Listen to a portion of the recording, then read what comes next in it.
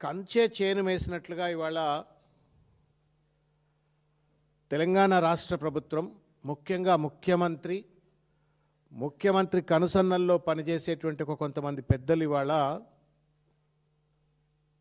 Cinema పరిశ్రమ పైన పెద్ద ఎత్తున ఇవాళ జులుం చలాయిస్తూ ఉన్నారు.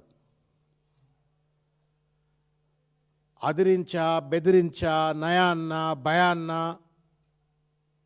లొంగ తీసుకొని వాళ్ళ సినిమా పరిశ్రమ ద్వారా విచ్చలవిడిగా అవినీతికి పాల్పడుతూ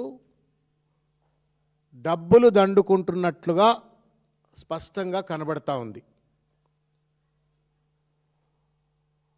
నచ్చిన వాడికి నజరానా, నచ్చని వాడికి జుర్మానా, ఇది రేవంత్ రెడ్డి గారి యొక్క నయా ఫర్మాన్ లెక్క ఈరోజు వ్యవహరిస్తున్నటువంటి ఒక తీరు నవ్వాలనా ఏడవాలనా, ఇటువంటి భావదారిద్ర్యంతో ప్రతి దాంట్లో కూడా కమిషన్లు దండుకోవాలా అనేటువంటి ఒక నీచ వైఖరి ఉన్నటువంటి ఒక పెద్ద మనుషులు ఇవాళ ప్రభుత్వాన్ని నడుపుతూ ఉన్నారు. ముఖ్యమంత్రి కుర్చీలో కూర్చున్నారు అనటానికి చూస్తూ ఉంటే చాలా బాధ కలుగుతున్నటువంటి ఒక పరిస్థితి.